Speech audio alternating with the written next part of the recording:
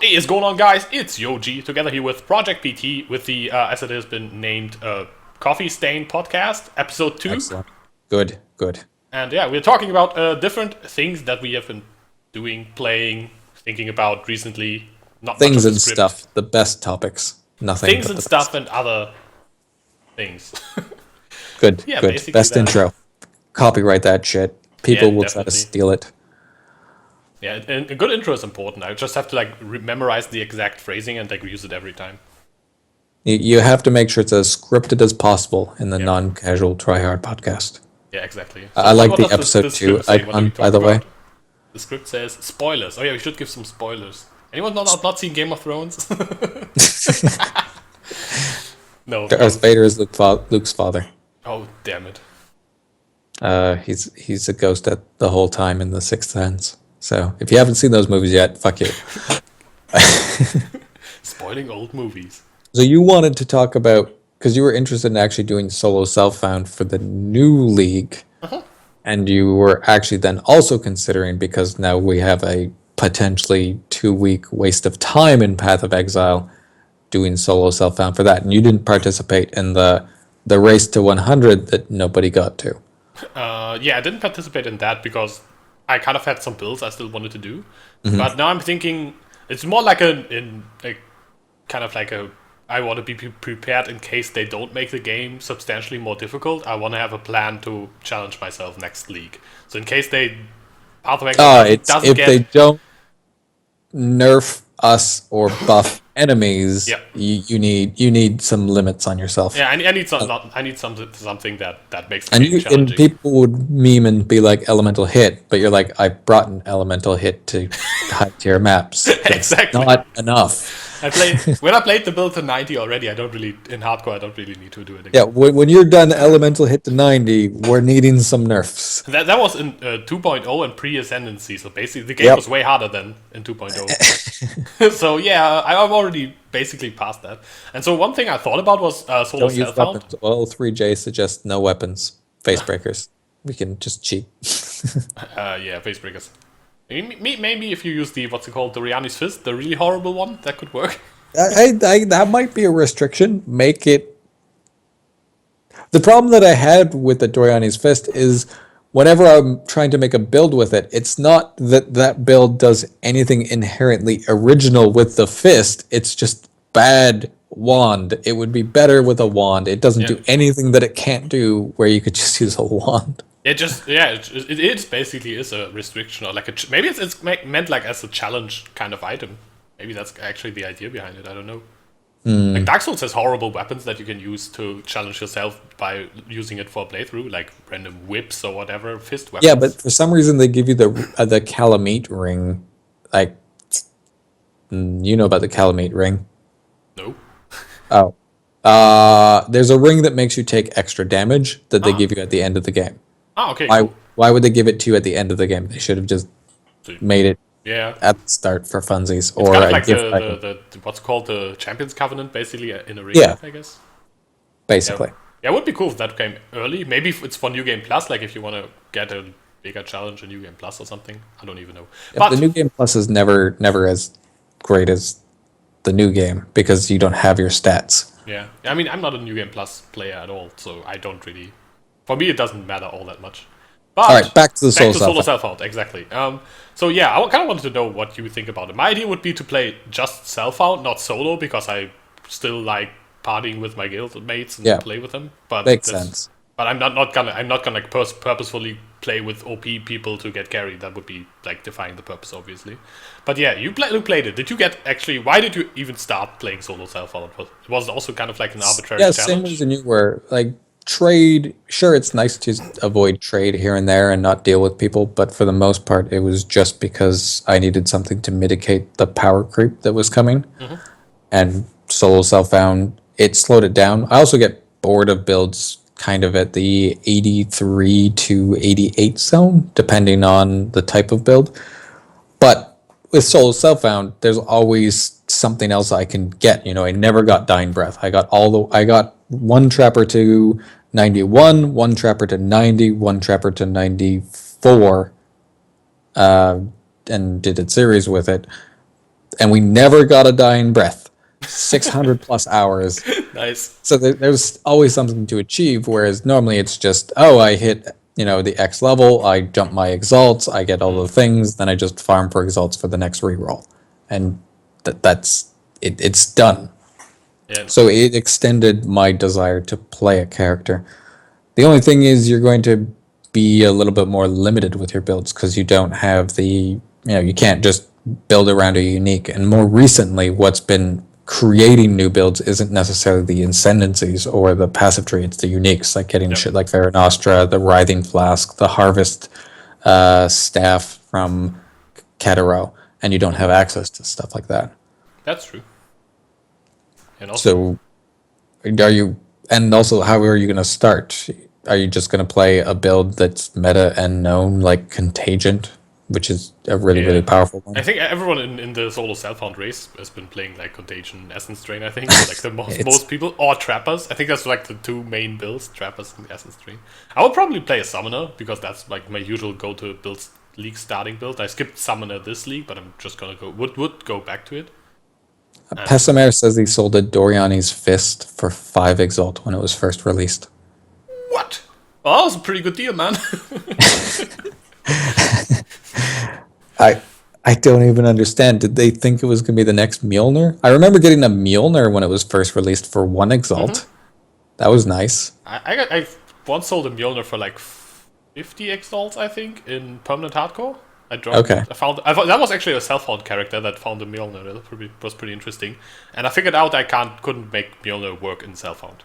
No, that's if you do a Selffound Mjolnir build, kudos. Yeah, I mean, even if you have the Mjolnir, there's a lot missing still. A lot.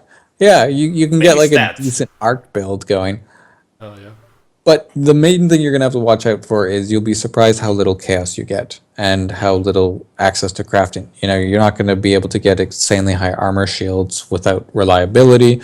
You're not going to get insanely good hybrid. I still haven't gotten a 6-link outside of a Tabula.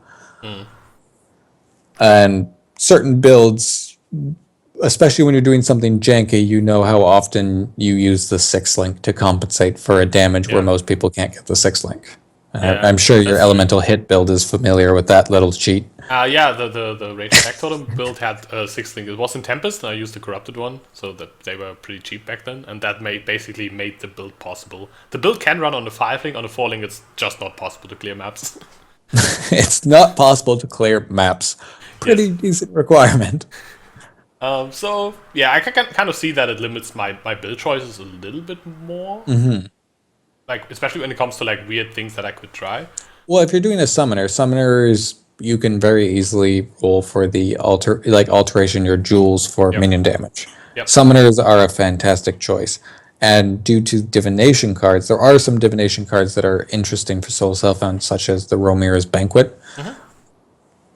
The Montagruel's Grasp is a relatively easy or high drop rate. Midnight Bargain is also really easy to get, but it kind of needs solid hybrid gear to work. That would be kind of like an endgame upgrade. But my Midnight Bargain is farmable, definitely. Mm-hmm. So you're not really limited unless you wanted to use the Saint's Femur or CI's Hard Solo Selffound. Bones of Uller is pretty good. That's kind of like the only item I ever found felt a bit required, because that one Spectre is a huge power boost. They're not very rare, but I don't think they have a divination card. No, I don't think they have a divination card. I found 3 Bones of Ulla this league, so maybe I'm just... I don't think they're unreasonable to obtain. I think your odds of getting them are good, but once again, if you rely on anything like Dying Breath, I haven't gotten. Yeah, and it's not rare per se, but it's like one specific unique out of the pool of uniques you have to get, so it's still rare in that sense. And you could always cheat that unique if you regularly want to. It's not a huge thing. I could have always bought a Dying Breath and say, hey, I just want to show it off. That's true. Also, how about chancing? Like, is chancing, if you like really want that specific unique and it's actually not a high tier one, chancing gets easier with lower tiers, right? I don't know. I used 480 something chance orbs on Dying Breath. Didn't get it. Okay. Apparently not that every single coiled and every single scour orb went into it. And didn't get it. Okay, I guess then chanting is not that easy. Anuhart says that the bones are easy to chance, and I guess Good. they're in a significantly different tier than the Dying Breath. But I Like they could are just be Bones of horribly Buddha are like unlucky. super low tier. They usually you can get them within the first few hours of a league. Yeah, I just couldn't get the Dying Breath. So, what type of summoner are you planning? Just like normal specters and specters and zombies. I would usually use an animate guardian in that build, but apparently a dying breath is impossible to get, so probably gonna change that up. And Well, okay, there was the sword that was introduced, and I talked about it. I don't know if you heard. the dervish sword. Yeah, on Animate Guardian, the Dervish sword would give the Guardian the ability to proc Rampage, which would give you the Rampage procs that are interesting, like the Stun Spears, the Corpse Explode, and then what it would also do is make it so that the Animate Guardian, who normally has terrible range and thus can't offer any damage as a minion build, would get the Spinning Swords, which would give him range. He can actually summon the weapon itself as well. I maybe That would be interesting. because it's a proc of the weapon. It's not a skill gem that grants it, in which case he wouldn't be able to use it. It procs off Rampage. Yeah, exactly. He loses all the socketed gems though, so he won't be Yes. the sword he summons won't be supported. Usually, it will be supported by all the gems. That's kind of the design of the item. Yeah. So he won't get that, but he can maybe summon the thing, which is kind of like. And the probably Animate more like Guardian funny has a than cool. huge amount of flat physical that it grants. Yeah, yeah, could actually be pretty good. Uh, Could range attack totem summon it as well, because I know you can't Mjolnir them because of the gem socket problem, but maybe you can like dual melee totem sword wield doom them. I'm gonna experiment a lot with that sword. I don't see that sword being expensive. I think that's a fair statement. Yeah, I think it's kind of like a gimmicky thing. Maybe it's gonna be like kind of like somewhat expensive, as in a lot of people kind of want to try it. Kind of like Iron Commanders are like going for a few chaos, but I don't think it's gonna be much more than Iron Commander. For me, I see it's like, okay, you put Animate Ranged Weapon on the Terrible Threshold Jewel, and now the other thing that Animate Weapon builds have wanted for a long time since Rampage came out was those spinning swords. And now you put on the sword. Make that skill available off the sword, or there's stabbing time. That would be pretty cool, yeah. I kind of like that it's the sword actually cyclones itself, because as they even say in the post, that cyclone's probably the best or like most sensible skill to use with the sword. So you can like cyclone with the sword and then cyclone with the with face breakers instead, like afterwards. Oh, that's And yeah, then the and sword cyclones too, just for flavor reasons. So yeah, you're like yeah. cycloning and your sword is cycloning next to you. It's pretty cool. No, I like the idea of going into like the face breaker thing after, but Doriani's fist. no. Well, actually, depending on how many hits per second that weapon actually got, the Doriani's fist flat lightning could be significant. That's true. Like new meta, Doriani's fist lightning. Build of Doom, yeah, that seems good. Maybe that person who bought the fist for 5 exalts is going to actually make their money because it's going to skyrocket, and clearly the next, original Skyforth selling for 100 exalt each. Probably. That has to happen. I just read Anuhard saying he got bored and stopped playing, and then he got bored again, so he started playing again, and now he's getting bored again. Pretty good chain of being bored.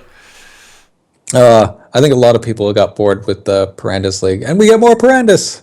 Yeah, why not play like Parandus League instead? That's a good idea when you're bored of Parandus League. I mean, this time it's just 2 weeks, so it's not And as long. people wonder why I'm critical, because then this shit happens if you're not. I mean, usually I'm not as critical of GGG, man, and I usually, even if they screw something up, they usually get it right in after like a few iterations, and they are like willing to revisit things that they screwed up, or at least make something new to replace it, like Wild Strike, and then maybe let's see what the next elemental hit will be. But So hit third try. They'll get it on the third try. maybe the third try will be pretty good. I mean, that's still we end up with a good skill at the end, I guess. But the thing is that for that decision, I don't really get it. I think that's they made the second worst decision for the league that they could have made, with the worst being no league mods. No, a no league mod. All right, guys, vanilla, just classic. Yeah. We heard that like in World of Warcraft, a lot of people wanted to play vanilla, and there was even like a huge drama about the server. So you know what? We're gonna bring vanilla back to PoE as well. 1.0, 2-week race 1.0. Yeah, 1.0 would actually be pretty funny. I would probably actually play 1.0 without lockstep. Without lockstep, without ascendancies. Pulling out their old servers, backup drives, and like enjoy fucking 200 ping / OOSing. And yeah, actually, that would be an interesting league. Sadly, no 2 stone rings, nothing. Like all the new fancy fancy stuff's all out. Doesn't exist. Dominus isn't in. Piety's the last boss. Yep, exactly that. Wait, I think wasn't 1.0 Dominus? Yeah, 1.0 is Dominus. So we already have Dominus. Nice. No ascendancies, no nothing. 11. Labyrinth, what is this? No trials. Everyone wanted trials to be nerfed. That's pretty good, right? Yeah, no, there would be trials. There you go. No, you don't have to do trials. Yeah. Every time. 1.0 sucked balls. Yeah, to be honest, a lot of people were unhappy. I think like 0.9 or 0.8 was a patch where a lot of people were very happy with. But I think going back now would actually frustrate more people than it would help. Question mark OS, rip. Whenever someone types that in chat, he died. There were some scary /OS's moments I've seen. Invasion was the worst for those because those mobs were scary. Yeah, Invasion is like you walk along some doorway, you die. What happened? Then you see at the edge of your screen you see like the skeleton boss walking back and forth. I guess I desynced there and got dunked. Cool. I actually come to think of it, is there really a point for doors to be that small in Path of Exile? Like, would anybody be disappointed if they like just had all doors are double doors?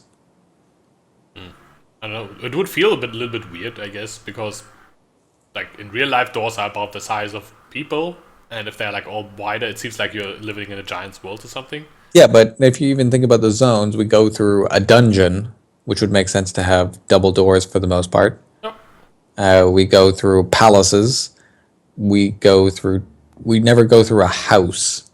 What is called Lunaris Temple? Doesn't it have like the least sensical doors ever? The ones where like open door left, open door right, and then like a closed door in the middle. And I'm like, does this accomplish? And there was even like a really cool shitpost on Reddit once where someone explained it with like some air circulation stuff and all that, and he actually explained it so well that some people were like, ventilation for all the cane bodies. Yeah, exactly. Some people are like, is this actually the reason? He's like, no, I just made a shitpost and he made that up. But he actually like really explained that in like a really big paragraph of like, yeah, this like, and then the air circulates like this and made up all the physics around it. They could have just created an art asset that's a broken door and put it in the room, because then they could say, oh, the monsters destroyed the door. Yeah, that could be true. That could work. But you know, yeah. I mean, now desync is kind of gone for most people, so we don't really need I play unpredictive. Doors, I guess. I desync occasionally. Not much though. Their systems are good. Yeah, it happens like once every few days or so. I get like one desync where I'm like, whoop, what happened there? That's are you playing on predictive or lockstep? I'm playing on the what's it called? Lockstep, but it switches to predictive when I go to like super high ping. Okay. So automatic mode. Yeah, the automatic. Have you been invaded in Dark Souls yet? Today, I got invaded by 2 people, but the first one killed me before the second one got to me. At the same time. Yeah, it was in the in an area where some of these fire shooting deacons were fighting me at the same time. Oh, right after you killed the pontiff. Yeah, exactly, and that's a huge PvP zone. So yeah, I was told that's kind of like the PvP zone, and so I was invaded there by like 2 people at the same time, and I rushed one guy because like, okay, if both spawn and they are not the guys who are in for like fair duels, I'm gonna be screwed anyway. So I rushed one guy and tried to fight him, and he got me down because I didn't really have the time to remove the deacons. Shame. But yeah, that was one time. I got summoned as Blue Sentinel like a few times during my playthrough because I'm Blue Sentinel dude. Go full police mode. That's pretty fun. What criticisms do you have of Dark Souls so far, out of curiosity? Criticism? Criticism. They don't really have like they're reusing a lot, like, especially now that I've been through spoilers and Orlando. They're reusing a lot of things, and a lot of that is definitely like kind of like meant as a fan service thing. But I'm wondering how much from it comes from that Dark Souls 2 tried a lot of very, very different things, and it got pretty harsh criticism for like not being Dark Souls-y enough, I guess, or Dark Souls 1 enough. I wonder how much comes from, okay, you want Dark Souls 1? Here, have Dark Souls 1. This Like, sounds literally. like a pissed off reaction, like, I don't care what you want. Here, get what you want. Be careful what you ask for, bitches. Yeah, that was. I got that too because have you played Demon Souls? No, right? You I quit died, after the first right. boss. Last podcast, you fought the supposed to lose fight and quit on it. Right. Yep. Let's just say if you played that game, it's worse than you think it is. Okay, because all the stuff that I don't know is from Demon Souls. Honestly, all the connecting pieces that you probably think are original are just Demon Souls ripoffs. Nice. Yeah, then. I mean, some of the boss fights are really cool. I don't know like if there's anything like Sullivan, for example, in Demon Souls, but he's really cool. Like, he has a really cool moveset that, like, the whole rhythm of his moves are really meant to throw you off, and that's pretty cool. Yeah, they definitely put a lot of effort to make sure that there's always two attack animations, where one, if you roll too quickly, you get screwed, and one, if you roll too late, you get screwed, to throw people off, which was good. And he has some measure, like a lot of bosses have good measures, and like enemies in general, of you walking around them. Like the usual Dark Souls 1 technique of hug the boss, run around him until he fucks up and hit him. That doesn't work as well anymore because they have Sullivan like pokes to the side if you just like boop. If you walk beside him. Or that they gave every mob with a shield that shield bash attack, so that if you try to roll around, they just hit you. And I'm like, fuck off. Yeah, I hate that move. It's like he's like, oh, you're trying that strategy, huh? Bonk. And I'm like, fuck this. Yeah, a lot of moves have that. A lot of mobs have that move. That's pretty cool. I like that a lot. Yeah, the animations were nice. But the reason why I asked that, because EMP's like, PT wants to talk about criticism. What a shocker, dick. I was actually curious, and was mentioning with it, Yoji, of what type of criticism, like style of criticisms, he finds more effective, like actually in general.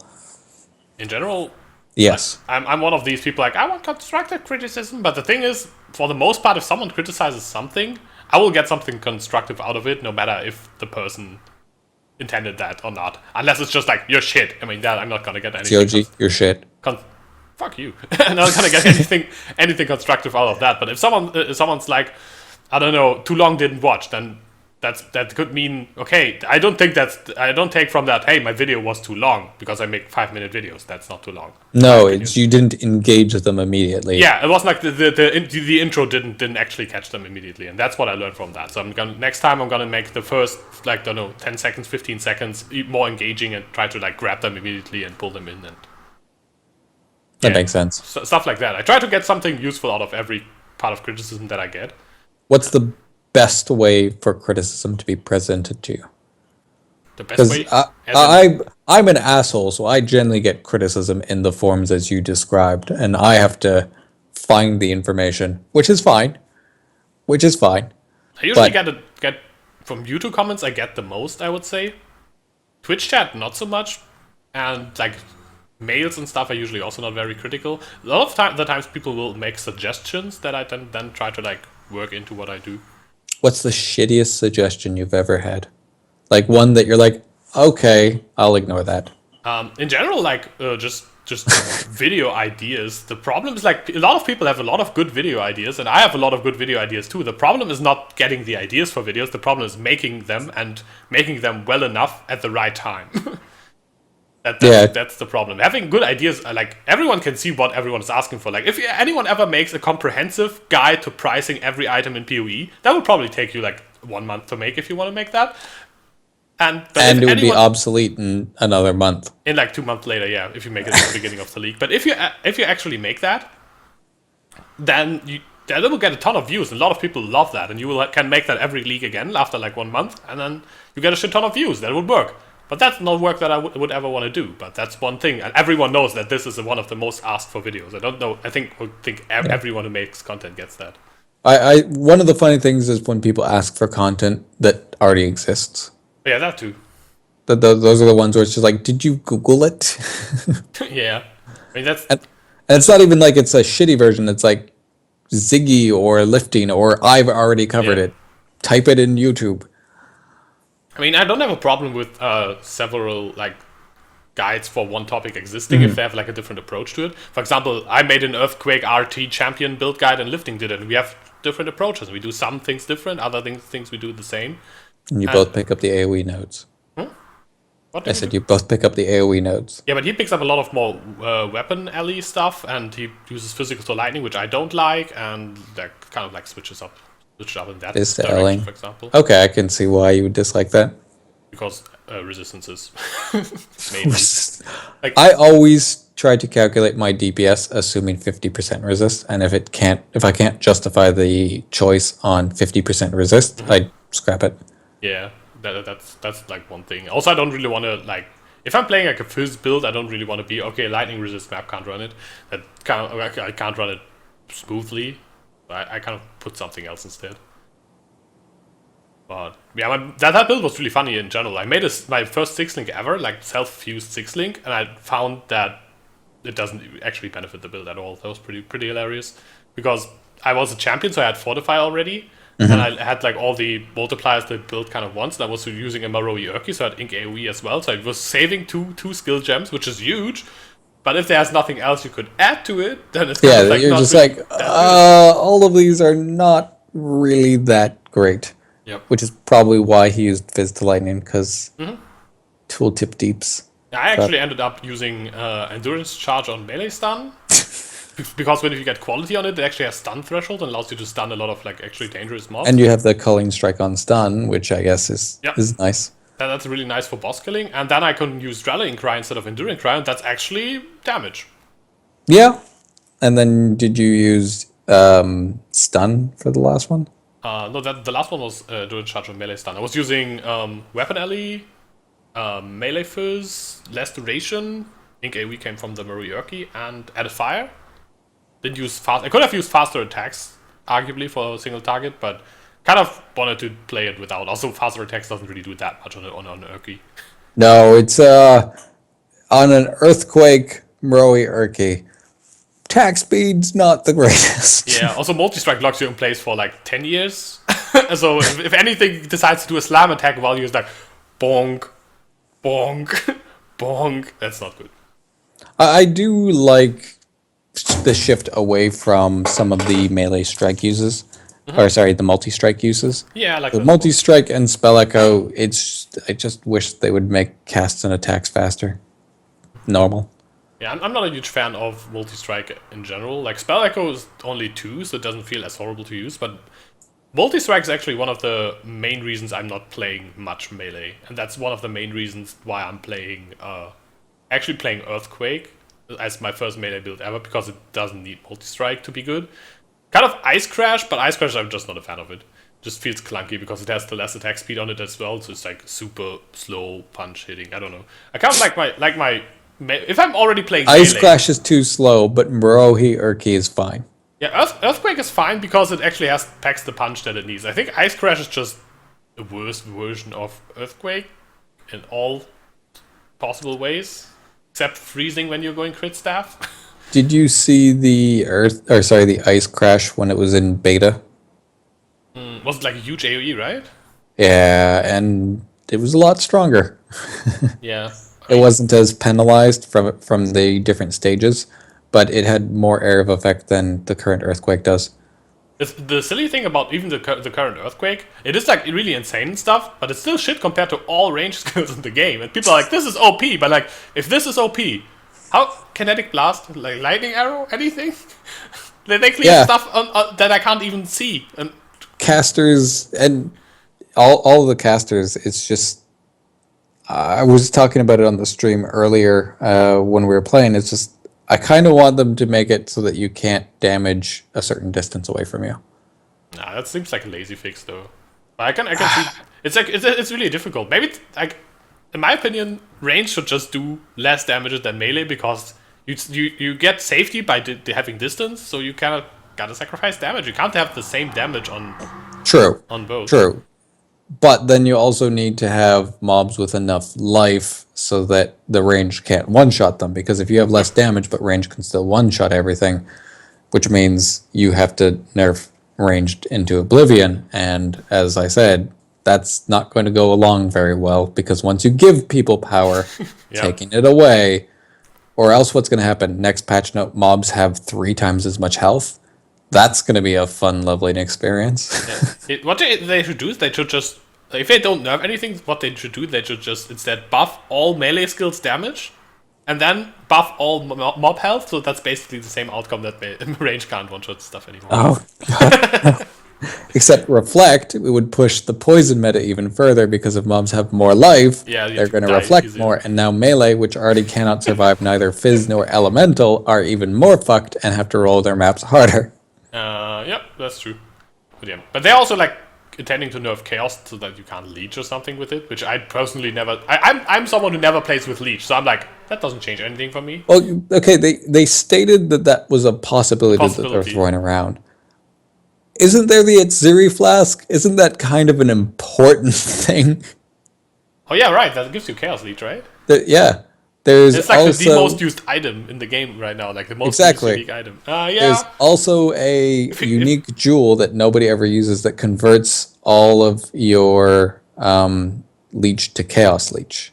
Yeah, I know that one. So there's two there's 2 items that literally have to get broken to do that change. I mean, the thing is that the jewel nobody cares about, but talking about nerfing things and causing a shitstorm, if you nerf a serious promise like that, people are gonna be so pissed. Yeah, a lot of people use it as their only life leech source and solve all their problems, especially in softcore, because they can be a little bit riskier with their why invest when you have something up so often, whereas in hardcore you need it a little bit more reliable. Yeah, so you need to get like Scion Berserker or something, I guess.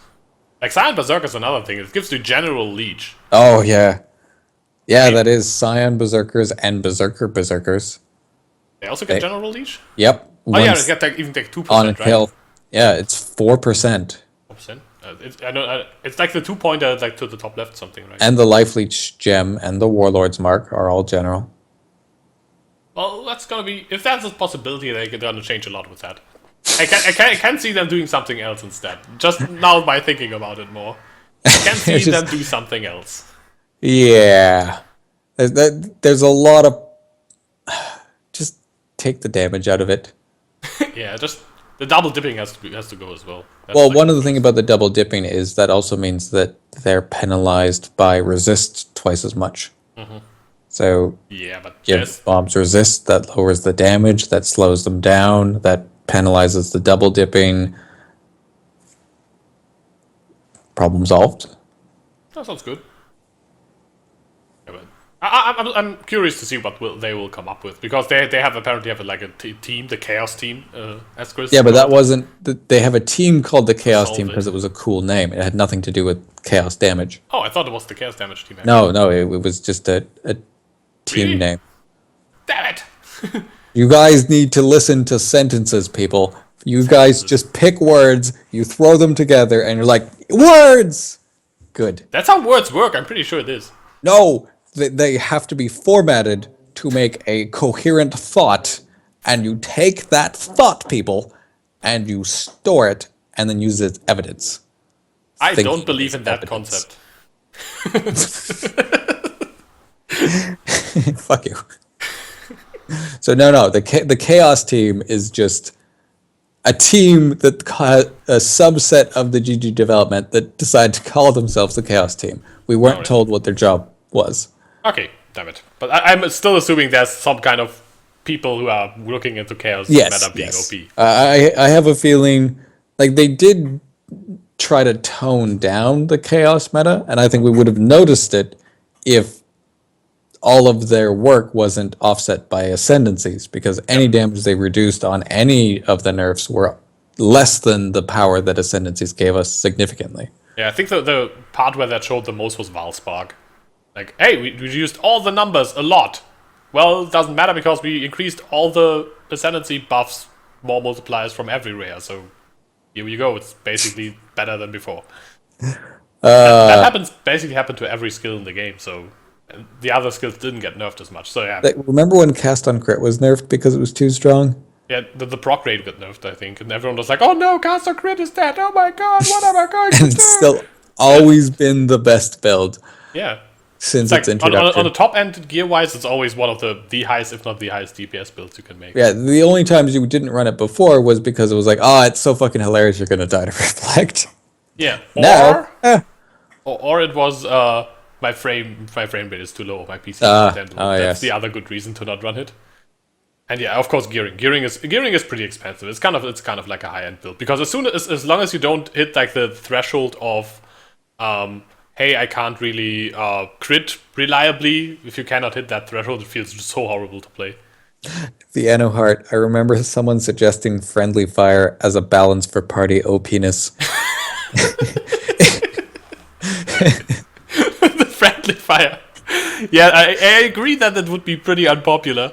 Like, as someone who parties in hardcore a lot, I would kill... God.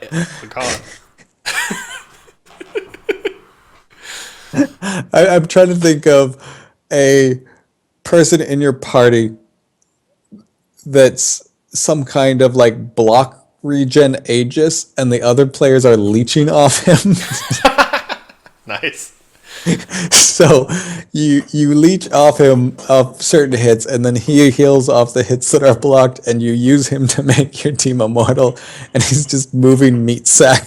Yeah, he's like moving in front of your character, and you're just like a wonder or something, like hitting him in the back with kinetic blasts. It would make those items that while ignited more useful. Mm-hmm. So also, like, you could do the whole while frozen, you get insane regen and stuff. Because Murgo, Hatred Wonder. Get party Voltaxic CI. Yeah, no. So it doesn't even work. Doesn't even work. Yeah, even as a support, like you accidentally Hexa curse your party with blasphemy all the time. That's pretty good. Oh, so you're all like enfeebled 10 chains, early weaked. That's not so good. Blasphemy curses your party members. I don't know. I still would find that an interesting thing. Friendly fire? No, something with like cutthroat and friendly fire. I like friendly fire. One of the things in Dark Souls, because there's you can be invaded by the red phantoms, but you can also be invaded by colorblind purple phantoms, and they're hostile to everybody. They look a little bit different. And so they're hostile to everybody, which means, but their objective is kill the host. Oh, okay. And that means it's like there's two red phantoms who can hate each other or work together, but there's friendly fire on, which is always hilarious when they're sitting at an edge camping, and then you pretend to make friends with them and then kick them off the cliff. And also if they both try to fight you, they can easily, like, if one has like a really big weapon, they can easily hit each other and stuff like that. Yeah, so it causes great dynamic, but I'm trying to think, yes, it would solve the group problem, but would it help solve the group problem? Yeah, it would solve the group problem of people would not group anymore. I like friendly fire. I'm always sad when FPSs don't have friendly fire. I think that's kind of the norm for online FPSs these days, because people tend to be kind of dicks. Kind of, yeah. Yeah. Usually you have grenades though, and grenades. Grenades usually friendly fire. You can usually kill yourself as well with them, which is pretty cool. Yeah, that'd be terrible if there was grenades and no grenade friendly fire in a game. Yeah, I think. Do you play any FPSs at Yoji? I generally don't. I used to play Counter-Strike, but that was way back in the day, like 0.7. That like acne level Counter-Strike, when you're little Yoji with acne playing Counter-Strike and telling people to fuck their moms? I don't even know. I was like 12 years old or so. Like beginning of acne. Yes, just normal Counter-Strike player, 12-year-old yelling at people. But I stopped like after like one summer of playing a lot of Counter-Strike. Kind of stopped. No, FPSs are just not much for me. I'm more like, when it comes to like competitive playing, I mostly play fighting games, or played fighting games like Street Fighter, Tekken, all that kind of stuff. What's the one you're the best at? The best, probably one of the old Tekkens. That's one of the games where I like really spent a ton of time. Like Tekken Tag Tournament, the first one was really good, I would say. I never got much into the fighting games though. I don't know why. And I thought I would have because I have brothers, and when you're growing up, console you just play with your brothers, and fighters make a lot Yeah, of sense. yeah, that's kind of how I got into it. My dad and his friends got a PlayStation 1 and they got Tekken 2 at some point, and they were like all playing with each other, and I picked up the game pretty quickly, and after like playing with them like 4 or 5 times, nobody of them could beat me anymore. Like they played Yeah. the game for weeks, and I just came by like little 12-year-old Yoji was like, "Hey, how does this work?" Bam, bam, bam, beating everyone up. They're like, "Yo, this is not fun anymore. You gotta leave, dude." And then I'm like, "Hey, but this is cool." And then I got into the game because beating everyone up is fun, and then I started playing it more and more, and also with my friends, and I got them hooked on it as well. And we even played like I tournaments. always and liked Super Smash Bros. Even though from like a competitive standpoint, it's a bit of a joke. Yeah, And usually when people play competitive Smash Bros, they kind of play a modded version of the game where they like changed a few things. That's at least my last like yeah, viewpoint where you have on to it. ban certain things because there's certain combos that are just not really fair Yeah, at all in any Smash way, shape, or form. Smash Bros used to be kind of like laughed at about by the other fighting game communities, but they really like made their competitive scene stick more and more through the years. They actually like made their way into the fighting game scene. Like Probably out of just after a raw while. stubbornness, though. Yeah, it was like stubbornness, and people actually started to like, okay, I mean, they really love the game. They keep playing it, even though we like make fun of them. I guess they really mean it, and it's still the competitive scene is growing as well. So they or was growing. It's actually pretty big right now. Yeah, Well, I'm it's kind of working. Yeah, because I was the same as you. Just in terms of the setting of my brothers, they weren't that great, and so it would always be like, all right, all of you on one team, I'm on the other team. We got this Yeah. for Super Smash.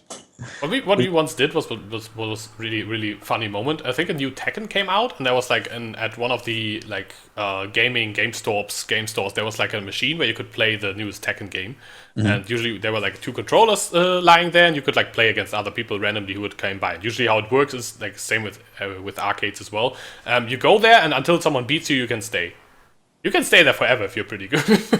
You can play a lot of Tekken every day and beat up random people. And, really, In really badly. Vancouver, when I was little, along Scott Road, there was, for someone in chat who's in Vancouver, there was a movie rental place when that was a thing. So we're talking little. There was a Nintendo 64 with 2 controllers and GoldenEye. Oh, GoldenEye is so good. That's another shooter I actually played because that's really fun. So I went there a lot, not to rent movies. We actually have in Berlin here. We have a place called the Meltdown. That's a gaming and esports bar, like kind of like a pub, and you can watch Twitch streams there. You can like go there, and it's like a lot of screens everywhere at every table, and you can go to the bartender guy and like be like, okay, like 2 cocktails. They all have like video game character names, and then you'll be like, and I also want to watch Crip play Hearthstone. Can you put that on this screen, please? And he's like, yeah, no problem. And then he puts on Crip playing Hearthstone on there, whatever you want to watch. Like really, it could be like, I want to watch ZED play PoE, and you want to put that up, and you can watch that while you talk with your friends, have a beer. That sounds like an awesome bar. And they also have a N64 with Mario Kart there, and a SNES with Mario Kart as well, like the even older Mario Kart. And yeah, works pretty well. I pretty cool place. haven't found a video game bar in Portugal, but I'm also not in a major city. I'm near one. I've got to find one. Meltdown is That sounds actually a awesome. franchise. They have one in London as well and some other places. Is there one in Portugal? I have no idea. Specifically Lisbon? I would recommend Googling it. Why don't you know these things? I've never been to Portugal before. Why? You live closer to Portugal than where I was born, so that's not an excuse. I mean, I usually when Not an I go excuse. to a city, I try to look a place like a gamer meeting point place up. In Brussels, we find one that was like a manga, anime, and gaming bar where people were actually playing fighting games as well. That was a pretty cool place. And yeah, and we're actually planning on doing at some point, sometime, doing a PoE. Apparently meetup. there is a meltdown in Lisbon. Okay. Someone nice. Googled it for me. Streamer privilege. So yeah, Meltdown can recommend. But yeah, we actually planning to do a PoE community meetup something in Berlin at some point. It's kind of like in the works for a while now. And now that I have more time to actually plan such a thing, Were you planning that with Ziz? I know Ziz wanted to do a meetup thing. Yeah, this wanted to be like super large scale, but the first instance will be just like everyone who's in Berlin or close by will come. Ziz is an ambitious individual. Always Exactly, is. and then There's no such thing as subtlety casual. in Ziz's world. You know, item drops, it's either 50 exalts or garbage. Yeah, 50 exalts, or I didn't see it because my Yeah. loot filtered it out. Yeah, but what we kind of would do is like make a first like casual meetup where we meet all the people who live here, and then we would organize with these people like a bigger thing. Maybe that would kind of be the plan. I'm trying to think. Don't think I can make it. But Lifting also Don't said he think would I can maybe want to come into Berlin at some point as well. It's a possibility. I have visa restrictions, which are always Oh fun. yeah, because you're only in Portugal with the visa Yeah. at the first place. Yeah, I can see that being problematic. So that's one of the things. It's like, in theory, yes, but I would have to get paperwork done, and visa paperwork is a bitch. I heard about that. It is the worst thing ever. Yeah, in Germany, I heard it's pretty bad as well in general. I know that the professional League of Legends scene, if Europe is here in Berlin, and they have visa issues all the time, so players have to go back to their home countries and can't play. Well, and it's even worse right now because of the immigration stuff that's going on, and that's making people being more hectic, unorganized shit. So fortunately, I don't look like a Syrian immigrant, so I don't get flagged, but Yeah, that's there's true. just more on everybody's plate and more that nobody wants to deal with. So it's just kind of like, just gotta marry some random person. Random Clearly. person. Yeah, but yeah, in general, paperwork. I've been doing way too much paperwork. I'll see recently. if gay marriage is legal where Lifting Nerd Bro lives, and see if he wants to be my bride. That sounds like a good plan. Best plan. Oh man. But yeah, I really like the idea. Lifting just like randomly put it out there. If he can maybe visit me, because he's also doing his vlog thing, and like we could go to like the gym together and stuff like that. Would be pretty fun.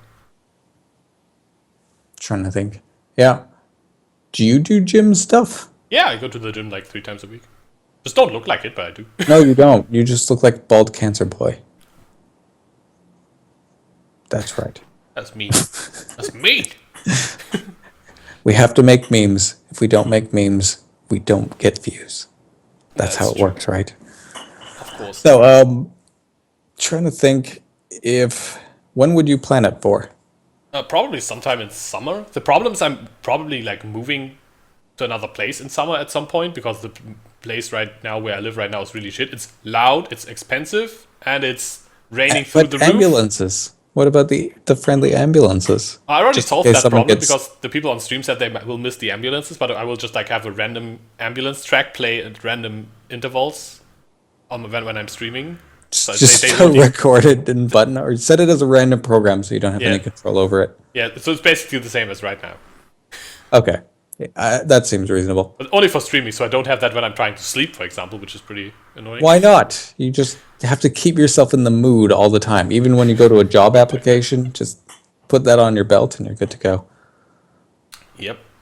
But yeah, and it's also raining through the ceiling sometimes, because we live under the roof, and there's water dripping down the walls and like through the walls as well. And That sounds awful. That sounds yeah. like there's mold everywhere. also the radiator is sometimes not working, and by sometimes I mean usually when it's cold.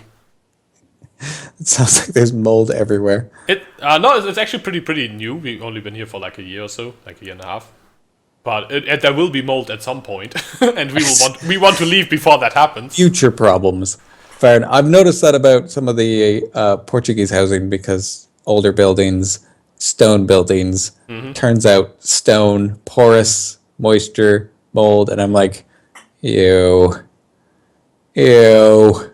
Yeah, that's kind of the problem we have here as well. It's not a good place, and it's also like right under the roof. So it's like in summer it's incredibly hot, and in the winter the radiators are not working. So you're either freezing or just like sweating and dying of heat. When you figure out a date, give me warning, and I might be able to figure it out. All right, we'll do that. In general, we'll be back once we figure out a date or like a rough estimate of when we could do it. We will post it like everywhere. Come to Greece, we have quite high quality buildings and high quality riots. High quality riots. Talking about high quality riots, I don't know. I think tomorrow is German Labor Day, and usually everything goes to like riot mode in Berlin. and Why? everywhere. I have not really understood, but usually it's like left-wing people. So you have a national holiday which you riot? Yes, it's basically that. German What? riots are very organized. We only riot one day in a year. That's the 1st of May. I don't really know what the tradition behind that is, behind the rioting, but like left-wing people will like start like as a friendly party, and then they like start like protesting against I don't know what, and then of course like right-wing people show up as well because they're like Nazis and whatever, and be like, oh, left-wing people, we don't like them, and then like police is everywhere already, so like everything is already very heated. So it's like, St. Patrick's Day. Tension is pretty high. Oh no, we also do that for whatever reason sometimes, but no, it's like actual just random riots. Huh. Denmark apparently has it as well. That's pretty cool. Well, it's International Labor's Day, but I'm just wondering why you riot. Yeah, Germany riots.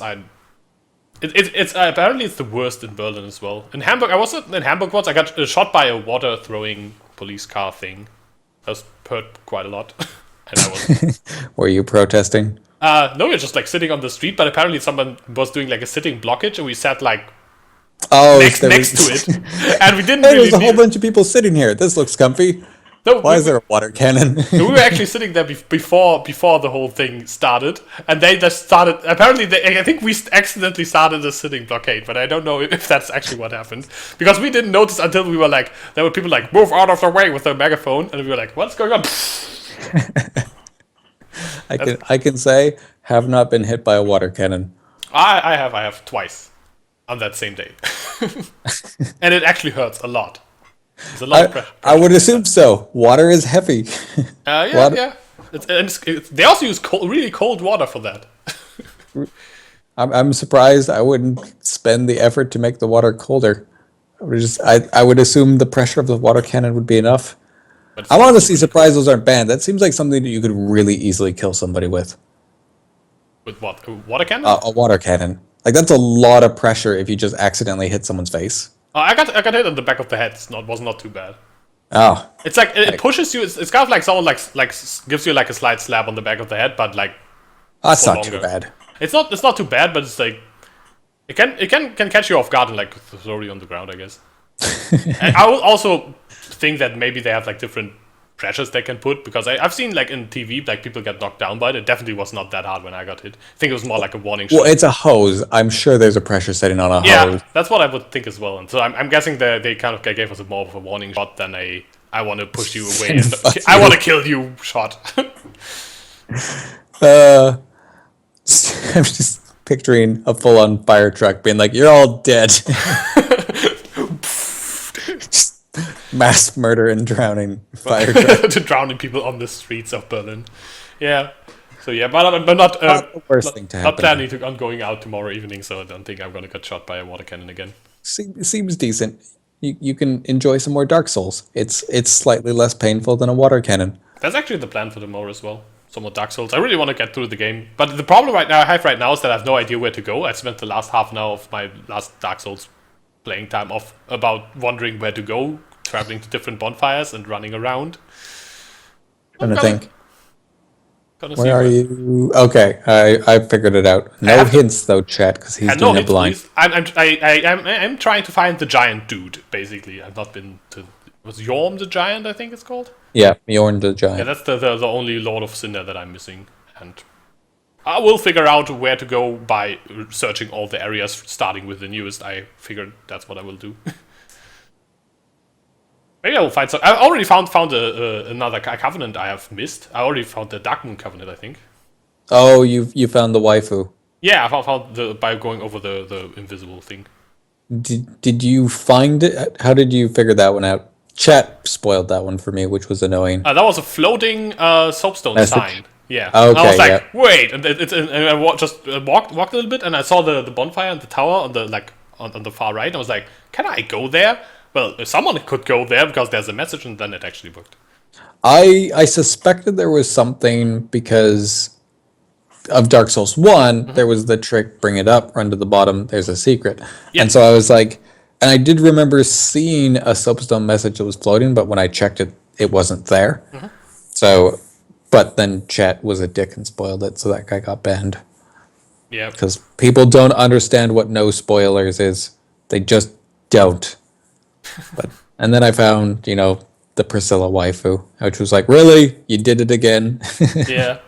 But yeah, I kind of like was pretty happy. But I went there as well because of Dark Souls 1. I was like, hey, last time you could pull the thing down again and find, I think that's where Gwendolyn is, right? Where you go down. Yes. It's also where the Darkmoon Covenant is. Yep. Yeah. And I was like, hey, maybe there's something, I have to go there, maybe. I just like going through Analondo in my head, like the Dark Souls 1 version, and trying to like check all the location I've not been to. And that's what was the only one left. But I also found the Gwendolyn place, the like long hallway that leads to nothing. But I was spoiled that there was some story happening there that I won't get because I didn't talk to the people in the right order or something. Yes. There is completing the quests. Do you remember the Sigmire quest in Dark Souls 1? Mm-hmm. Yeah, that There's some random... There's nothing as bad as the Sigmires, but they're not as obvious that you are actually progressing them. They're really weirdly time-stamped. Okay, that's strange. Because I met like some NPCs and then I never saw them again afterwards. So I'm guessing I missed them and like at like some point where I was supposed to find them somewhere.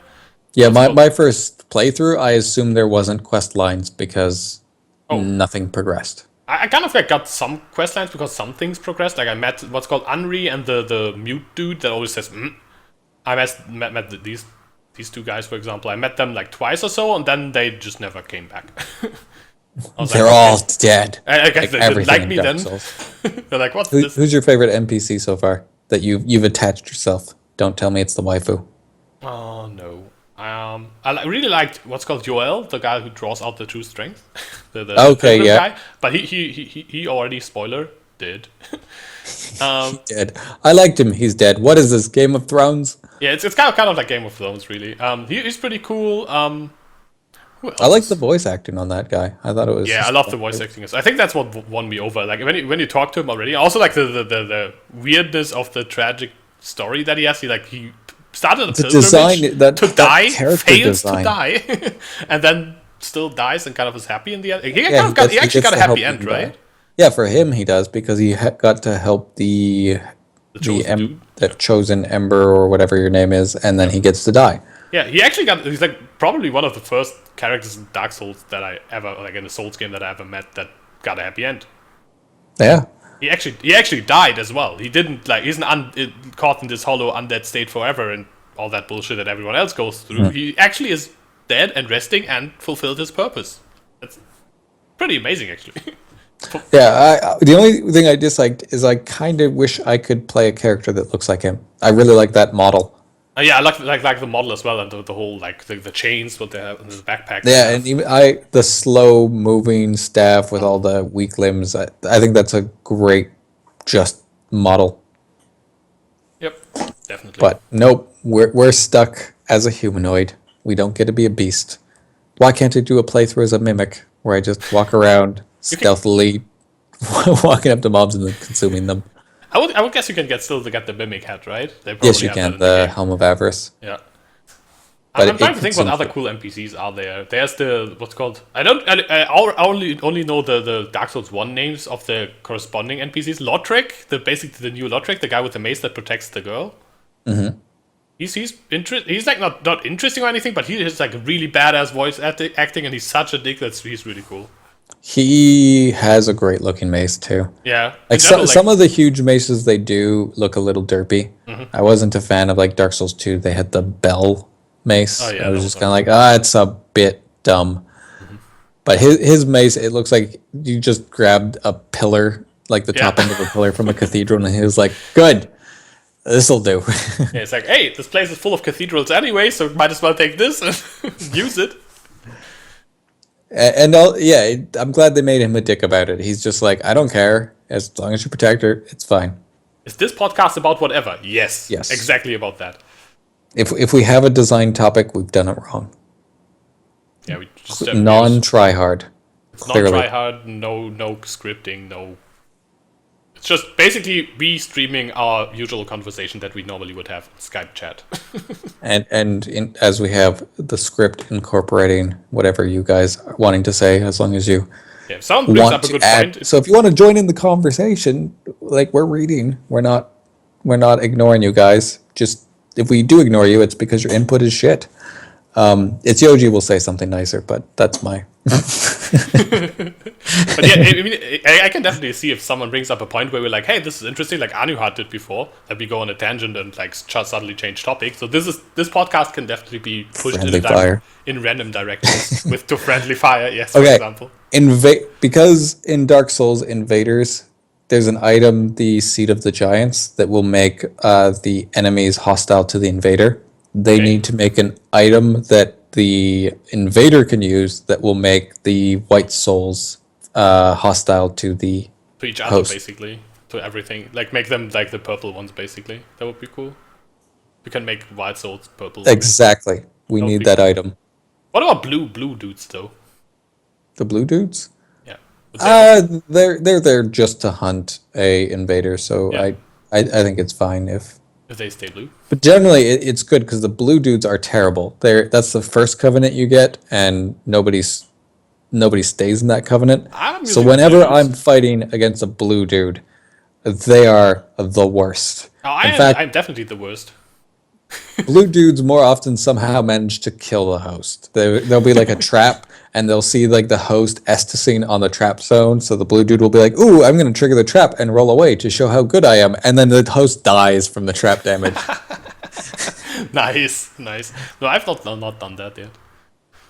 But I've been summoned into some really fun battles with like 2 invaders and like a white soul and me and people chasing all over the place. It was some pretty fun moments. I've been summoned like 3 times yet, I think.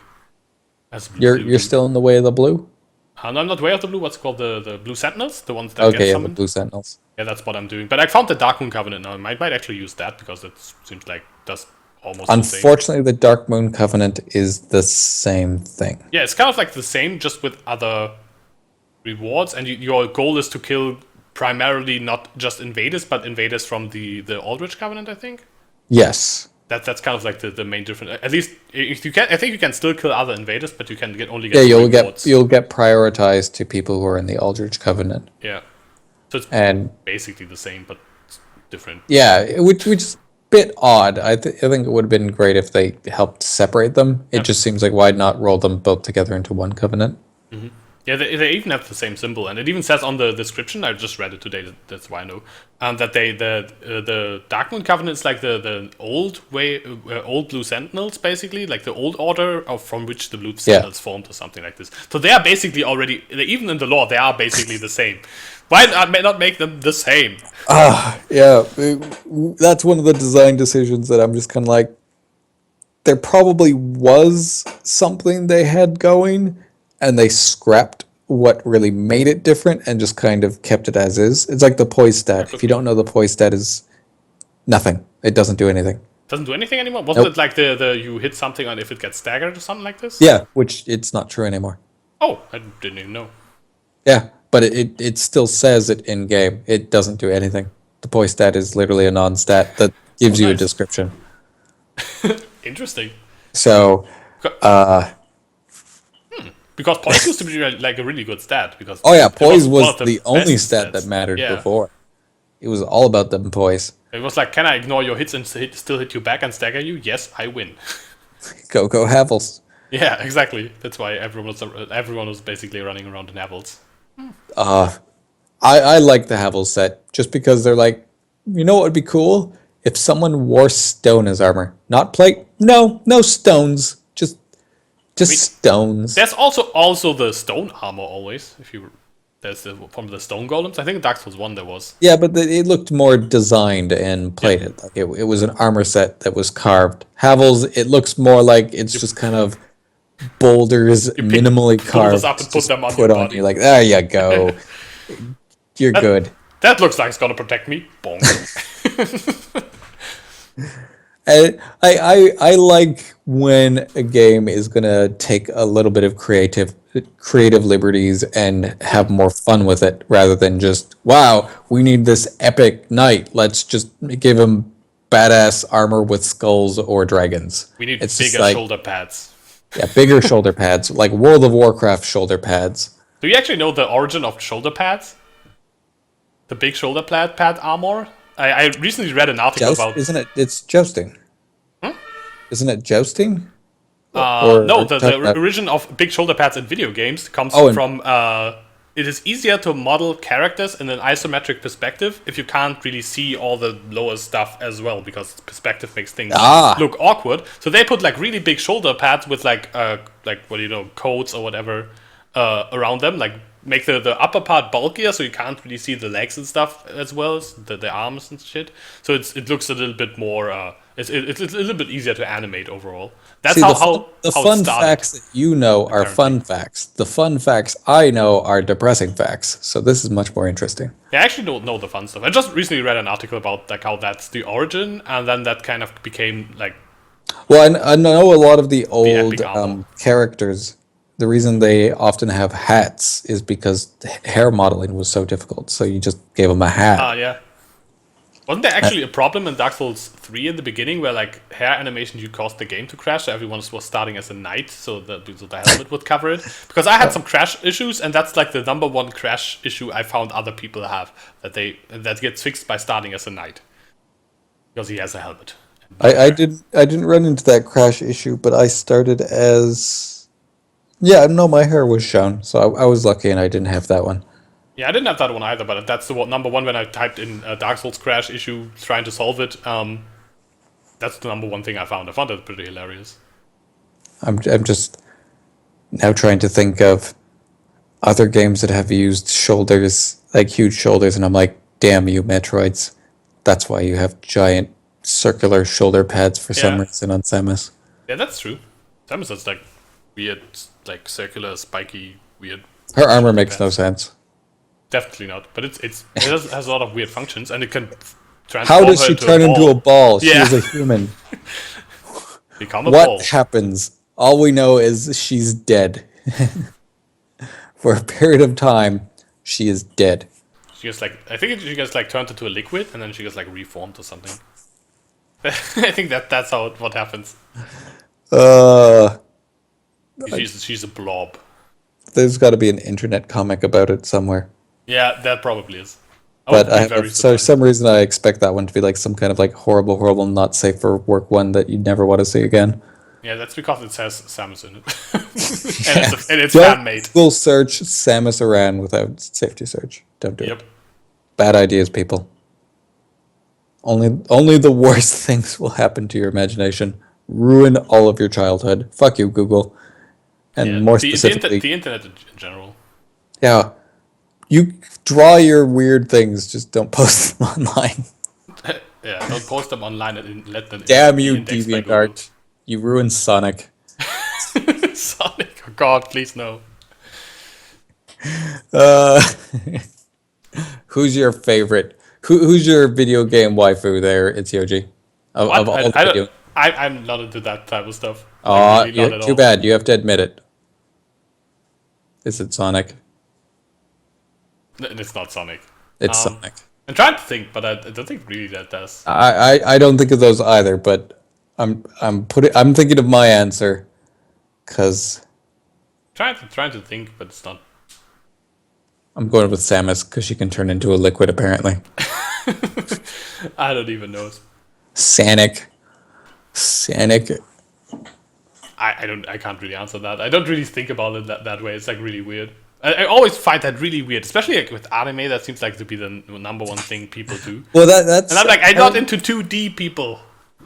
Well, for me, I don't even understand that from a celebrity perspective, and the reason for that is just it's the same kind of abstract realism. Like I'm not going to even have a chance of dating a person. Why do it just? I like it when a fantasy is unrealistic but possible, not possible within the constraints of physics. Yeah, possible as in not forbidden by the law of physics. Yeah. Yeah, I kind of can get that a little bit more because that's actually like real people. I don't really get the attraction to non-real people. That's like even worse. Well, when you talk about like non-real, I always then think people really like actors. But actors are literally people that are good at lying, that are excellent at making a believable lie. So why is that the attractive feature that you like their persona. That's their job. I can that is a definitely trap. I can definitely traps. see why people would like be into musicians, because if you have someone in your circle of friends who can make really cool music, you have really cool music available to you at live at different times. That's pretty good. From a business perspective, dating a musician is cost effective. Yeah, exactly.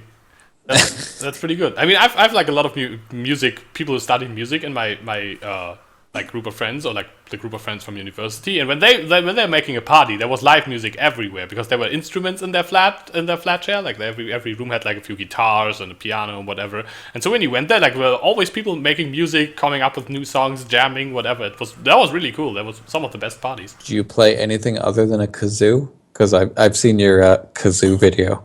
I actually don't really play kazoo. I used to, like, hobby wise, like in school time, sing in a band. But like that was like more. You like, sing. Well, do you want to sing for us? It was more like death sing metal, us something, death Yoji. Stuff. Sing us something. School. I mean, death metal singing is a little bit more like, a little bit less like actual singing. What?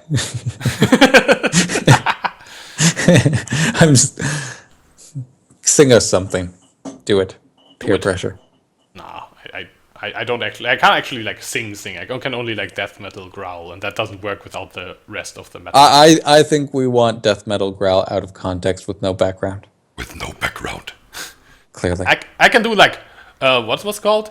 You are being selfish. I can actually do that pretty well. Shellfish. Yep. They really need to redo that audio. Yeah, I don't really get it. How did they not hear it themselves? Do you know what? Out of curiosity, without looking it up, do you know what Malachi's trying to do? Like, what's his plan? His plan? He's kind of like doing things with nightmares and stuff, and power. I don't really care about the PoE story. I think he. No, I actually don't know what he's trying to do. Do you know? No, I just.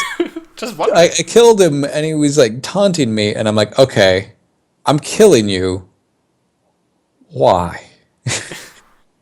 Yeah, I mean, for Dominus, it kind of like makes sense and all, because he exiled you, so you kind of want to get back at him, and Piety's in the way mainly. And then they're clearly doing experiments. Yeah, they're clearly doing like experiments and bad stuff, and then there's so that makes sense, and then I don't know. Apparently, it's consuming Rayclust through the beast, is what Otter says. But that doesn't even make sense. Like, consuming them how? We're talking like Tremor style, where people are just getting sucked into the ground. God, that movie. Damn it! I was actually afraid when I first watched that movie, but I was really young. Okay, yeah, I watched it when I was a bit older, and I was like, yeah, it's really campy. I mean, I was afraid as a kid when I watched, was it Goblin 2? That's one of the worst horror, quote-unquote horror movies ever. I think one of the movies, which isn't a horror movie, but I saw it when I was young enough, was the Rocky Horror Picture Show. You were scared? Well, they eat meatloaf. Oh, yeah, that's true.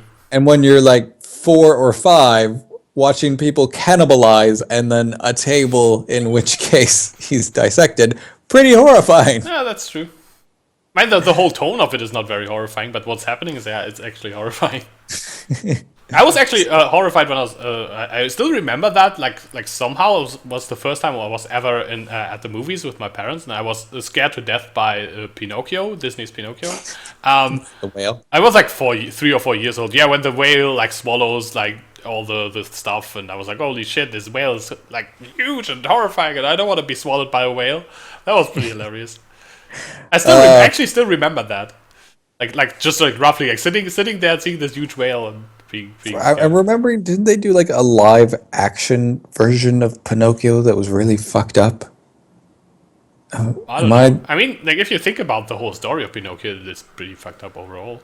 Like, well, and okay, I might just be hilariously wrong, but I'm remembering them turning kids into donkeys, and I don't know. Maybe I'm hallucinating.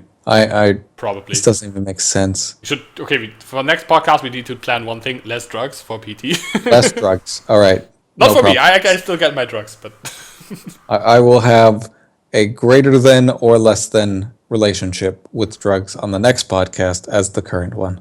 yeah, I think that's a good plan. Apparently I'm not hallucinating. That is something that happened. Oh God. Which doesn't make any sense. That's Donkey the actual thing Pinocchio? part of the Okay, movie. apparently that's just like the original story. Okay. Whoever did Pinocchio was on too many drugs. I mean, in general, like all these, like I don't know, like old tales and like what do you call those things like Pinocchio and what the Brothers Grimm wrote and all that stuff. Fairy tales. Fairy tales, that one. I don't only knew the German word, but those like What's the the original German versions word? used to be Share with us. Share with us. horrifying. Well, they were supposed to be horrifying. Like if you read the Brothers Grimm version of the fairy tales, the non-Disney stuff. Yeah, that's I have a book of that. Well, it's honestly quite Games of Thrones-y. Yeah, it's really horrible. Like people die left, right, center. Like everyone dies all the time, and it's bloody and Yeah, like Disney's Hunchback of Notre Dame, a slightly more intense of the Disney movies. There's more evil. There's some deaths going on. If you don't know the Brothers Grimm ending, Esmeralda just dies. She gets burned at the stake, and then the Captain Phoebus, he also dies in the fight, and then Quasimodo opens Esmeralda's grave, lays with Esmeralda, and starves himself to death. And that's the end. seems good. So, scare your children into listening to you. Always good. Apparently, you have a link to the Pinocchio thing. Oh, Of course, I got the German version. Why does this thing always recognize that I'm from Germany? that is a scary. Oh yeah, I actually seen pictures of that before. I never watched the movie, but I definitely know the how they made the Pinocchio. Like I've seen that Pinocchio face before. Yeah, that is horrifying. For the YouTube people, I think I'm gonna put that into the description. Yeah, check just it out. so they can know. Just if you want to scare yourself to death and to get Pinocchio scared, then Don't watch the movie. It's terrible. What's your favorite movie? my favorite movie. Yes. Things, stuff. I don't know the German. Only the German names of most movies. Let me think. You uncultured swine. I think Trying to think- I really like Old Boy. I think that's Oh boy. Old Boy. That's a pretty I good movie. don't think I've seen it. It's an Asian movie. You should definitely watch it because it's fucking awesome. Obviously, Old boy. Old Boy. I think that's probably one of my favorite movies, if not my favorite movies. Also, I really like Tarantino, but that's more like. For I different really reasons. wish that Tarantino was doing the Star Wars movies rather than Disney. More pointless conversations between Star Wars characters. Yes, please. I just Disney's gonna be Disney, which is fine, but I would like to see violence. Slothpit says that movie that should give him nightmares. Yeah, I mean, then that I know that's the movie I'm talking about. It's a pretty fucked up movie. I think you actually might enjoy that if you like. If I gauged your like what movies you would like from what you usually like are up to, But and I like the fucked stuff upness like of stuff you talk. Bambi and Change in Our Stars, and I mean, that movie has it all, like incest and everything. good. So Game of Thrones. Yeah, it's a bit more like realistic. I would say like realistic. It's not really. It's based on a manga actually. I think. At least I read a manga about the movie. I don't know which came first though. But I would think the manga came first because it's. Well, it's a little, I want to see the shit show that's going to be the World of Warcraft movies, oh please no. because that's going to be terrible, Mm-hmm. and I want to see the train wreck that is. I am getting my popcorn, my seat, and I am waiting for that train wreck, and it's going to be terrible. Yeah, it's probably gonna be fun to watch the reactions and the outcry about. Oh my god, it's a video game movie and it's shit. How could that happen? Oh wait, Who would have thought? how did that happen again? You know about the Mario movie, right? The old one, The live action live Mario action movie. Mario. Yeah, I know that. Yeah, that's an epic. In general, like live action is There's an usually Assassin's even Creed movie. worse. I didn't hear about that. Assassin's Creed movie? Okay, interesting. That Damn it. sounds like it's gonna have as much history as the History Channel in it. Hopefully it's at least as good as the Final Fantasy movies. Yeah, the Final Fantasy movies are like what's called, is it Advanced Children? Event That one was like just like fan service and not much else. But what's called Spirit Within, that was actually all right. Yeah, I didn't mind Spirit Within. It wasn't amazing, but it was fun. It was fun, and it was okay. I watched it. I didn't like feel like I wasted my time or anything. It was just like, it wasn't a great movie, but it was not a horrible movie either. It's just I really liked Alright. the scene in Spirit Within when the troopers drop and they have the gel to stop the impact before hitting the ground. Yeah. It's just such a well done scene, and conceptual is just awesome. Yeah, I don't that was just like- did they do that in the game? the Spirit Within is like a standalone that doesn't. Yeah, you're right. do It is a anything with the games. standalone because I was just like trying to think of which But game. I also, when I saw that, I had this movie of, hey, a random, really cool idea that just apparently made it into this movie out of nowhere.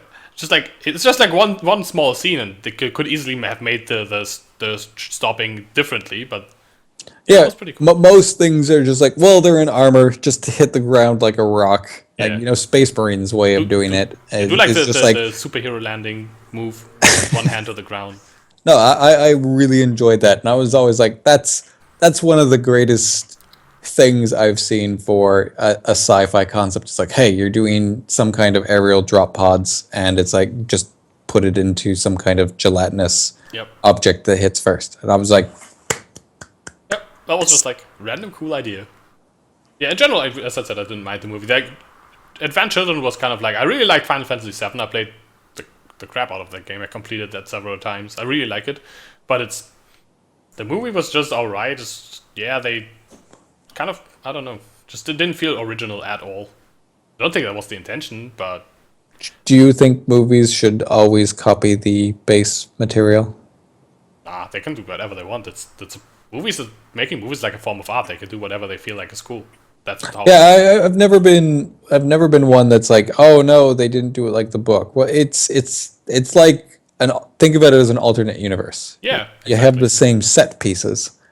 They don't even have to do them in order. Yeah, sure, everybody would love to see a visual representation, but it's supposed to be reimagined. You've read the book. Don't you want a slightly different experience? Yeah. I can understand when like they just make a shitty movie, but the argument of the book did it differently. Shut up. Yeah, it's only a problem if like the book clearly did it better. Like if the movie is like clearly worse, they did. Especially if the past they changed. Thing.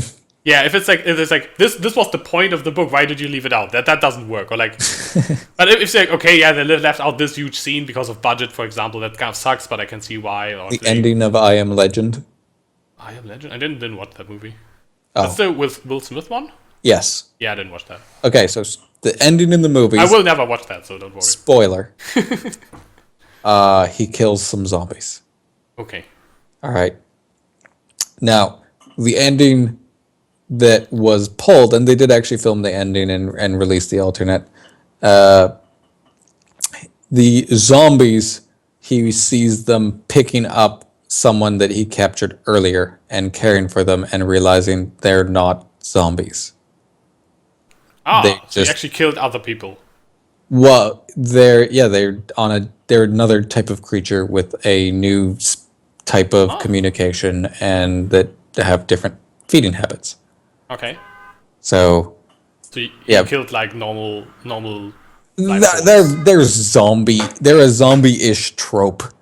Okay. Everyone wants to call their movie or story not a zombie movie. They're like, oh no, they're infected. Shut up. Yeah. It is a bite-based blood disease that transfers from person to person and puts them in some kind of mindless, frenzied state. It's a fucking zombie. Yeah. It doesn't even matter. Like, it doesn't even have to be undead at this point. It's Yeah. a zombie movie. Yeah, you can if you look at it and you think like, yep, that's a zombie, then it's a zombie. Don't care how it was made, where it will go, what its purpose is. Yeah, so that was one of the ending changes. It was like, okay. Apparently, they were vampires. And then you have like Hobbit, where they're just like milking money. Money. I didn't actually watch The Hobbit, but I'm not a huge fan of the whole Lord of the Rings books series. I didn't even read them I completely. tried reading Lord of the Yeah, Rings. I tried that as well, but I kind of like lost How far interest did you get? halfway through the first one. Okay, Basically, like I was like the story was starting to like get somewhat going, but there was like so much like history and description of places before that. I was like, oh, come on now. do you remember the start about Tom Bombadil? Yeah, I remember that. It's like this bard guy. Yeah, Yeah. I stopped reading when I read that. I was just like, fuck this, I'm out. I found this guy really hilarious. Let's just like from the concept, but he seemed a bit out of place. But it was just, I immediately knew the pacing that I was going into, and I'm just like, nope. Apparently, we are heretics, which is, I think it's good. Damn heretics. That's what this podcast is also about. Shit talking things that people really like Lord of the Rings. I Lord of the Rings it's fine. Like it's enjoyable, but it gets a lot more, I guess, grandiose than I feel. Like it's like, okay, yeah, they're fun, but they're just visually appealing. You know, you could also just watch like Planet Earth for 6 hours. I mean, I really enjoyed the movies. They're not like they're really well made, and they actually Yeah. like And at they least tried really hard to actually get all the epic stuff and all the bombasticness of the some of the things that happen in the books to and actually kudos for get filming it all made. three movies at the same time Yep. rather than doing the bullshit that others do. Just so that like the characters are aged so that it actually makes sense. They're putting the same amount of emphasis because you can always see when movies have different amount of work put into them. Yeah, you can definitely tell that. Yeah, and so it really it's one of the few trilogies that don't just kind of randomly fall off. It has the same quality through and through, and it's sure some of the movies might be more enjoyable than others, but the production value, the acting is consistent throughout. So that makes so it doesn't take you out of the films when you want to hate yourself and marathon all of the extended versions back to back. Yeah, I watched when the third one came to the movies. We watched like the whole night, all three movies back to back at the cinema. How did that go? They had like pretty long breaks in between, and I think you got Did they let you bring your own food for that one? Because that would get expensive buying. you got like 3 or 4 beers for free, or like drinks for free, but everyone took beers, and Yeah. I think that was kind of it. But we brought some food. I mean, they don't let you bring food, but if you bring your own food and you're like not like telling everyone and showing it off and just like quietly eating your own food, nobody cares. Well, yeah, because I was just, food prices at certain cinema areas. I'm just trying to think if you had to go that long eating that cost, I'd just get annoying. There were breaks. We went to the kebab joint on the other side of the street. Like Oh, for a like so while. they were hefty breaks. Yeah, they were like between like in the middle of the movies. There were like the short breaks that they normally also do in overlong movies sometimes, and then they in between the movies they had like I think like 20 minutes or so you could actually go to the other side of the street, eat something, and go back. That sounds fun. It was pretty good. It was like the whole night, and I remember next day we actually had school. It was pretty cool. So you're just like, fuck, It was not a very good idea. this is terrible. Why I did mean, I our do chemistry that? teacher was pretty cool about it. He said like if we have like a whole night of partying, so we don't have to skip school. We can just tell him. He will not give us any grades for that day. He will ignore that we are there. He's not gonna like judge us for it. He's just wants us to be there so we don't miss anything. And that was So actually pretty cool. if you did that every chem class, you could theoretically get through scot-free. Well, he said you shouldn't overdo it, but he says like 1 to 3 times half a year you will not be too bad. Reasonable teachers. He was a really reasonable teacher. He was probably the reason why I studied chemistry. I had a professor who would get mad at us if we ever came to class on a snow, like if it was snowing reasonably. Just like if it's a morning class and it's snowing, don't show up. I don't care. Don't show up. I will be upset, and you will lose marks if you guys show up. That's nice. That's really cool. Unless you They show did up that there. with a couple of friends. Cracktopus watched the Lord of the Rings extended edition back to back. Took Nice. forever. I just add the Hobbit trilogy thing to that, then do the Lord of the Oh damn. Rings, and just hate yourself. The main problem with it was that I already knew the first two movies, and then the third one was the new one, came last after like a really long time of watching movies through the whole night. So it's actually pretty hard to keep focused at that point. But like, This, this is the new this is the movie. blur of hobbits and armor and orcs, Yeah. whatever. What's this white blurry? Oh, that's Gandalf. Yeah, it's kind of like that. I didn't watch the Hobbit stuff though, because I'm not really that much into Lord of the Rings. I watched the first one and I was like, not watching the rest. All right. Yeah. Just because I was like, well, I enjoyed the other ones. They were a fun, fantasy experience. Why not? And then it was like, so we'll give it a try. And then it was like, nope, I'm out. Yeah, that's what I did with all the like Marvel stuff. I gave most of them like at least the try, like the first one of each superhero, whatever that movie they made, like Iron Man 1, Spider-Man 1, whatever, like all DC and Marvel stuff. And I stopped basically watching them all together, except for I watched Deadpool again because like people told me that's pretty much worth watching, and I found that pretty good. And but even like Avengers, whatever, like a lot of people love that. I felt that Deadpool didn't have enough Deadpool in it. There was way too much rom-commy stuff put in that I was like, okay. Yeah, but I think they stayed somewhat true to the Yeah, source it material. was still definitely much better than most. Yeah, I think that was pretty good. I actually was surprised that they like were making the movie as they made it. Like they actually made it like non-PG and That was nice. A PG Deadpool would have been yeah. quite enough. And it's also because of the internet's desensitization to humor, when you're not pushing the obvious jokes, it's just it falls so flat now. Like Yeah, sometimes, comedy yes. needs some edge to it. Yeah, Like, you I feel have that to as put- well.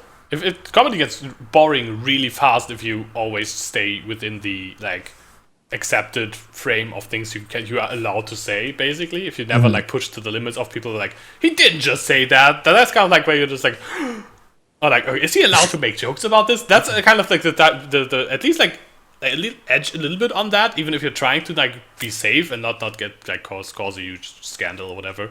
You can at least like try to push the boundaries a little bit of either what you're joking about or like not be afraid to make jokes that some people won't get.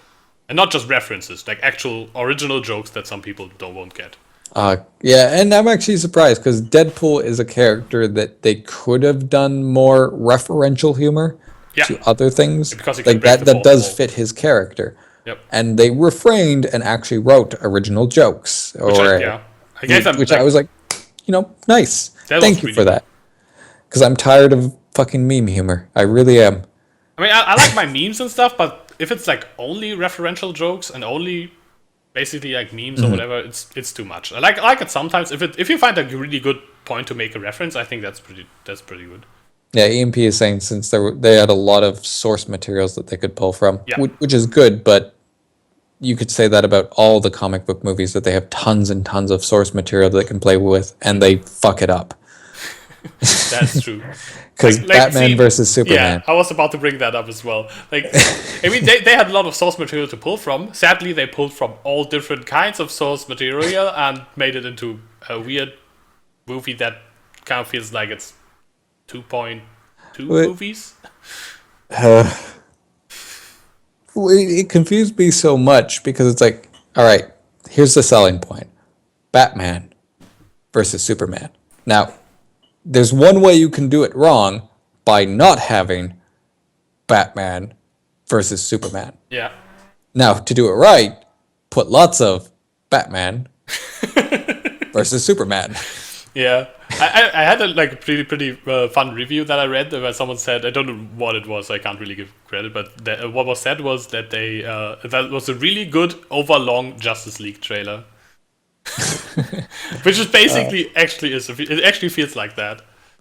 The Batman v Yeah. Superman part comp doesn't really come. Well, I know people. close. I remember people saying that they were also potentially setting up Injustice, like the Injustice universe. I think so. So that could have been something else. But I think they think they're definitely setting up something with this. so Because it are you doesn't a Marvel feel or are you a whole. DC fanboy? None really.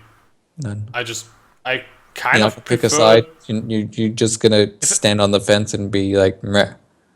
The thing is, I don't like either as much. So that's, enough. I'm not like, it's not like I'm a fan of one or fan of the other, or fan of both. I'm like not Okay, a fan if of you both. had to pick one, If I had to pick one, I would which pick would DC. you say is slightly better quality? I would pick DC if I had to pick one. I was forced. Good. Now I got half the internet to hate you. Yeah, that that's was pretty my good. plan. But the thing is, I would just not pick anyone, so basically everyone can hate me. Their movies are really low quality on both ends. You know, like The Dark Knight was it was good. It had some phenomenal acting. You know, Heath Ledger kills himself. Sure, why not? It's a good Joker, but you know, it's not that amazing film. It's just really nice action sequences that are done quite well. Yeah, and the whole atmosphere as well. Like they really nailed the whole like the Arkham They do the Arkham kind of the psych. psychopaths. Yeah, Well, they do that really well. I think they really nailed the atmosphere, and also like the whole feel of Batman is also really well. Like he's mysterious enough, and he's like Marvel's too family friendly to me, which is fine. That's what they're trying to do. They're doing it perfectly. They're doing it well, but I'm not looking for. I don't understand family friendly violence. If I want violence, give me violence. yeah. You know That's actually something. You know what makes a Hulk movie great? If it's gory. If when he punches people, they're ripped apart. Yeah, that's especially true. Like for Hulk, it's especially true. But in general, like I kind of feel like they could be a little bit more vicious. The evil things could be a little bit more actual evil. But it's kind of like all this like cartoony violence. But I mean, Yeah. it comes from comic books. That's kind of where it comes from, like in the first place. I don't know. That's why I like Deadpool, because it was more like actual violence and actual. It was still made like presented in a funny, definitely not realistic feeling way. When he just like shoots 3 people in the head, and it's like, oh yeah. When I saw that, I'm just like, what bullet would be able to do that realistically from a pistol? I'm not a huge gun person, but I don't think a bullet would succeed on that one very well. I mean, at least like not your average bullet, I would think. Like from your average gun, probably need some like really big, fat, bulky gun. I have no idea about guns. We don't have guns. Do guns here in Europe in general?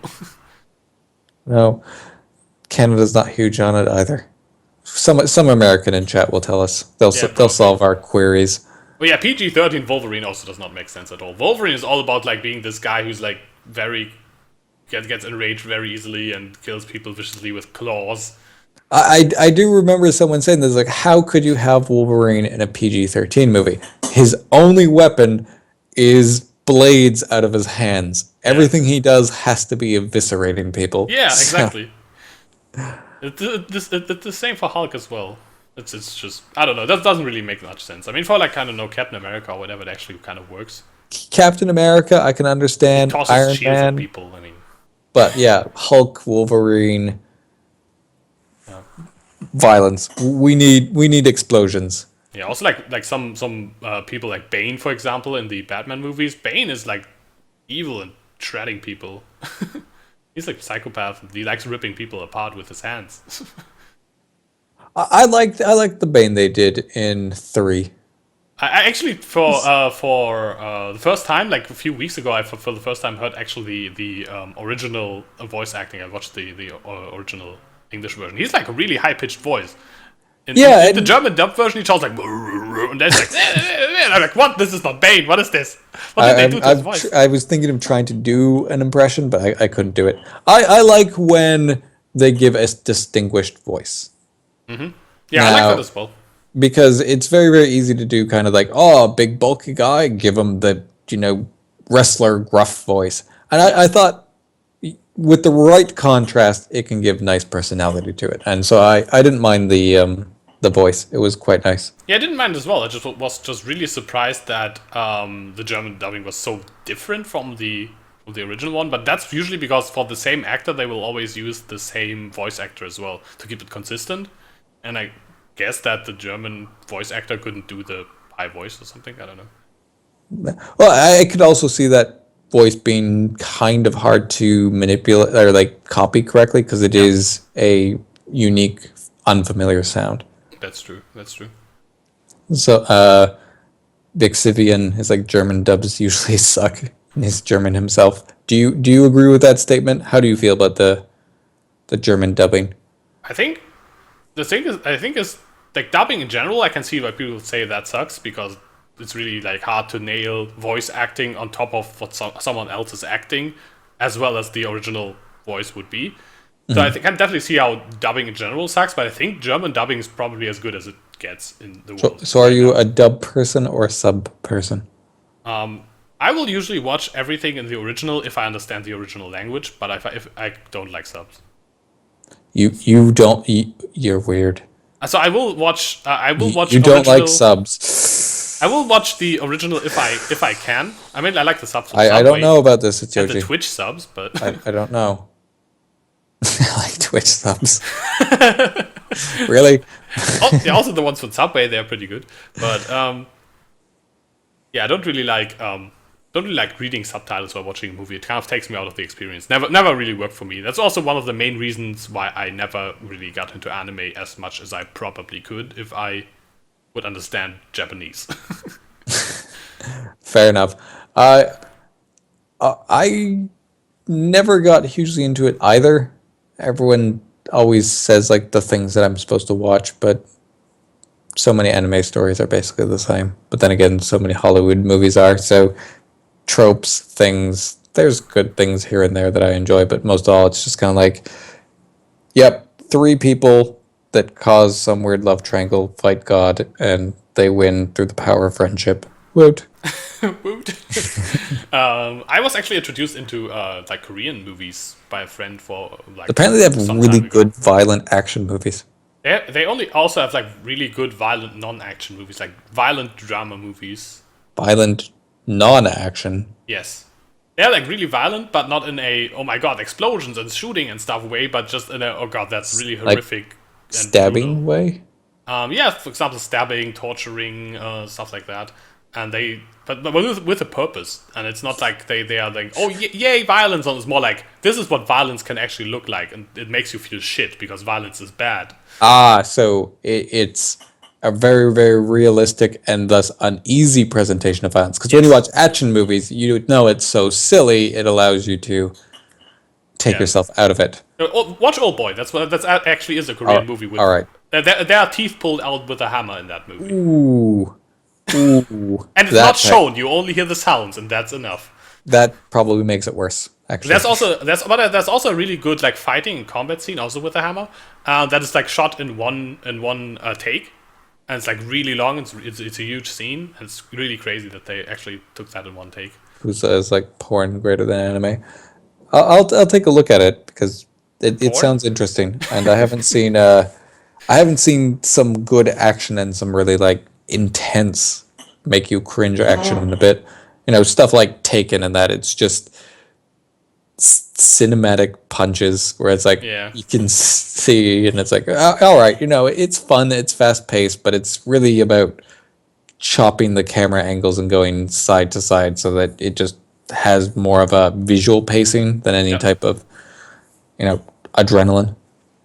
That's definitely true. I mean, it's more like entertainment, while the others are really. It's going a bit deeper. It's actually like getting to you on a like either it's like oh my god this is too much for me level, or like inducing some sort of feeling into you. I think that's what movies can do, other than just like wow this looks pretty, or hey this is cool. I feel badass now because I'm watching explosions. Explosions in movies are just always so terrible. Explosions don't work like that. Yeah, they just don't. Stop it. Like, to get explosions like that, you should know, because you have to set up all the pyrotechnics to make that happen. Explosions in real life don't look that impressive. and it's mostly smoke. Yeah, it's mostly smoke, and it's And also a like pressure wave, like a non-fire, just pressure wave. it's also a pressure wave. Also the heat. You can actually, like, if something explodes like somewhat close to you, even if it's not like red and flashy and fiery, you can actually feel the heat Yeah. on your skin. It actually burns like even on a quite some distance, which I was really surprised when I was the first thing ever exploded next to me in a laboratory. What did you explode? I didn't explode anything, but next to me something exploded and went up in fire. I might have exploded something in the lab. There was a stage of our experiment, and we were supposed to put 0.03 grams of a combustible substance. The zero matters, Yeah. and we put 0.3 grams. We might have endangered some students in the process of this lab. Oh. Okay. And my percent yield was not accurate at the end of the experiment because it was everywhere. Oh, we had a similar problem. We were how do you call that? Like when you try to get iron in like this melting. It's like some kind of melting process where you just like melt iron to get iron from like ore-ish substance, like from like thermo something. I don't know the English word. I only know the German word. It's probably the English word when you think about it. I it's can't not. think of the word right now. But it's that. Okay. The thing is, what happened? We did that as a student, and we were told like, hey, this is like the recipe. You have to follow this, and we did. We put that all together. You put that into a smelting reduction. No, we put that into a plant pot thing, and they put all that in, and then you go outside of the lab, like in front of the building, because it's supposed to be like liquid metal, like dropping out of the top of that. Looks like a little bit of a volcano. Yeah, that would be like fumes. That would be. Yeah, exactly. And we were like, okay, so we do that outside. We put that outside. We put that in there. We took like a few steps back. We were the first group to ever do this. Thermite. That's the word. Thermite melting of iron.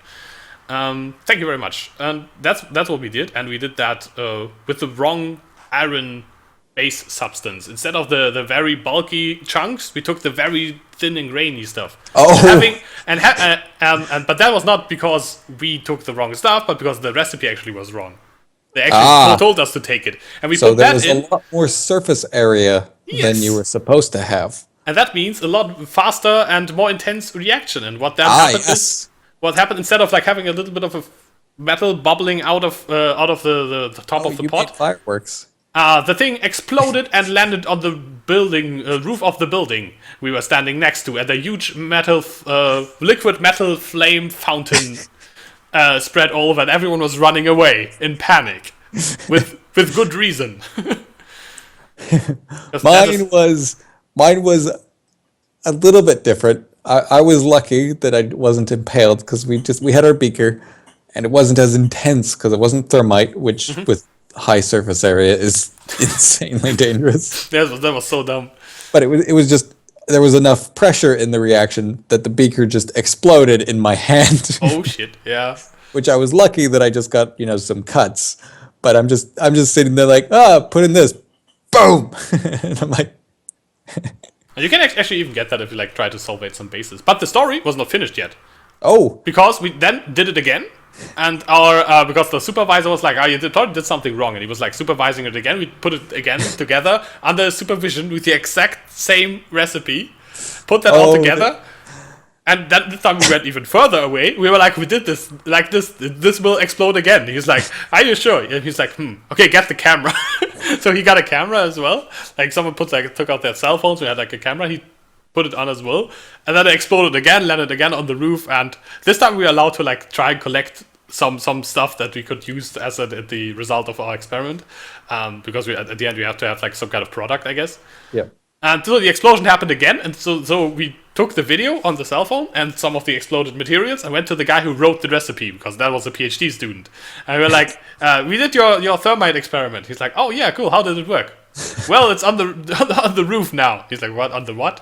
It's up on the roof. Okay, how did that happen? We followed this recipe, and this happened. We showed him the movie. He's like, oh crap, there's something that clearly went wrong there. We're like, no shit, sir. And then he went through the recipe again and was like, Oh yeah, it shouldn't be it should be the like big grains and not the powder. We're like, thank you for trying to kill us, sir. That was pretty good. That would be a really, really dangerous one with powdered iron. It was extremely dangerous, yeah. The most silly thing is that we did that twice. Well, obviously the teacher's like, clearly the student did it wrong. Yeah, that's always like that. It's like, yeah, clearly you did that wrong. You took like factor 10 more, like you said, like you did 0.3 instead of 0.03 or something like this. But yeah. Well, at least you got 2 explosions instead of 1. I only got 1. So one, your story is better, clearly. Yeah, it's like more explosions, better. We'll sell more at the cinema as well. I think we should finish that there. More explosions is better. Explosions is basically... can't get better than this. That's how we'll improve the podcast in the future. Yeah, we will go out with a bang. So, yeah, that's all I have. You can end it this time because I'm way too lazy and not caring. All right, yeah, that was the podcast. We're probably gonna make more of these because this was quite fun, and it's gonna stay hilariously casual. Maybe we're gonna put some guests on this as well. At some point. I really enjoyed the episode 2 you did. That is my favorite. Yeah, I thought about like actually editing the number, but I was like, no, this is better. 2. Just keep and don't even like space it. If we continue this long enough, start having the numbers in odd places, and it's gonna be a mess. I think the next time I'm gonna make the 2 a 3 just by like drawing the line. Perfect. Spoilers for next podcast. Spoilers for next podcast. All right, yeah. See you next week.